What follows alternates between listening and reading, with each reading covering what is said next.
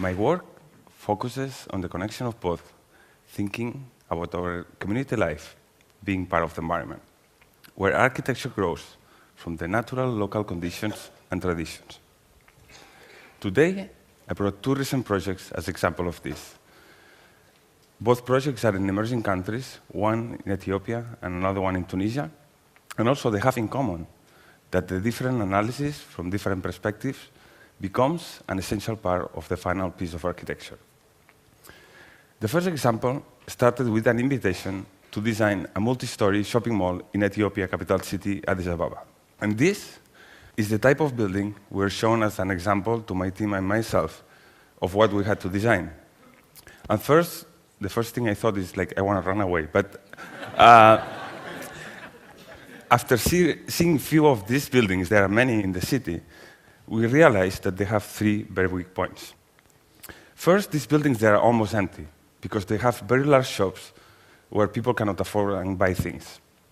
Second, they need tons of energy to perform because of their skin treatment with glass that creates heat in the inside, and then you need a lot of cooling. In a city where this shouldn't happen because they have really mild weather that ranges from 20 to 25 degrees the whole year. And third is that their image has nothing to do with Africa and with Ethiopia. It's a pity in a place that has such a rich culture and traditions. Also, during our first visit to Ethiopia, I was really captivated by the old Mercato, that is this open-air structure where thousands of people, they go and buy things every day to small vendors. And also, it has this idea of the public space that uses the outdoor to create activity. So I thought, this is what I really want to design, not a shopping mall. But the question was how we could do a multi-story contemporary building with these principles. The next challenge was when we look at the site, that is in a really growing area of the city, where most of these buildings that you see in the image, they were not there. And it's also between two parallel streets that they don't have any connection in hundreds of meters. So the first thing we did was to create a connection between these two streets, putting all the entrances of the building. And this extends with an inclined atrium that creates an open-air space in the building that self-protects itself with its own shape from the sun and the rain. And around this void, we placed this idea of the market with small shops that change in each floor because of the shape of the void. I also thought how to close the building, and I really wanted to find a solution that would respond to the local climate conditions. And I started thinking about a textile, like a shell made of concrete, with perforations that would let the air in, and also the light, but in a filtered way. And then inspiration came from these beautiful patterns of the Ethiopian women dresses, that they have fractal geometry properties, and this helped me to shape the whole facade. And we're building that with these small prefabricated pieces that are the windows that let the air and the light in a controlled way inside the building. And this is complemented by these small color glasses that use the light from the inside of the building to light up the building at night. With these ideas, it was not easy first to convince the developers, because they were like, this is not a shopping mall, we didn't ask for that. But then we all realized that this idea of the market happened to be a lot more profitable than the idea of the shopping mall, because basically they had more shops to sell. And also that the idea of the facade was much, much cheaper, not only because of the material compared with the glass, but also because we didn't need to have air conditioning anymore. So we created some budget savings that we used to implement the project. And the first implementation was to think about how we could make the building self-sufficient in terms of energy in a city that has electricity cuts almost every day. So we created a huge asset by placing a photovoltaic network on the roof. And then under those panels, we thought about the roof like a new public space with gathering areas and bars that will create like this urban oasis.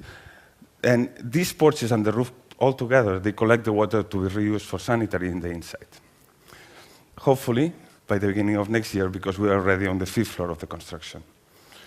The second example is a master plan of 2,000 apartments and facilities in the city of Tunis. And for doing such a big project, the biggest project I ever designed, I really needed to understand the city of Tunis, but also its surroundings and their tradition and culture. And during that analysis, I paid special attention to the Medina, that is this 1,000-year-old structure that used to be closed by a wall, opened by 12 different gates. connected by almost straight lines. When I went to the site, the first design operation we did was to extend the existing street, creating 12 initial blocks, similar in size and characteristics to the ones we have in Barcelona and other cities in Europe, with these corridors.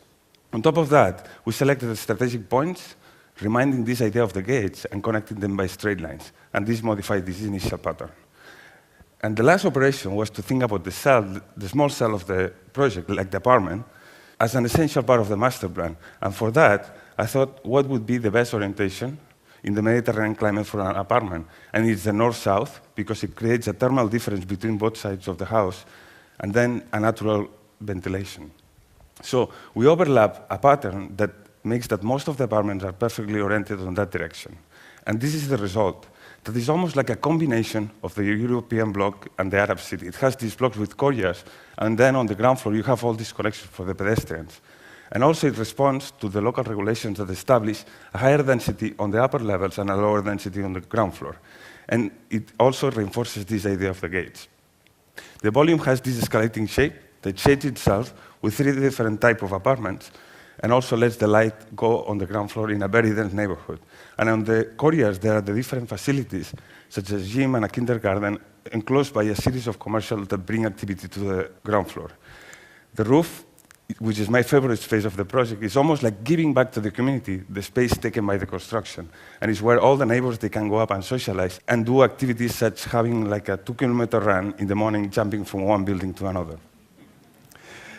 These 2 examples, they have a common approach into the design process. And also, they are in emerging countries where you can see the cities literally growing.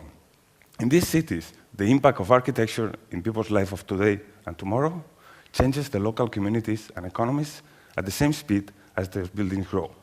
For this reason, I see even more important to look at architecture, finding simple but affordable solutions that enhance the relationship between the community and the environment, and that aim to connect nature and people. Thank you very much.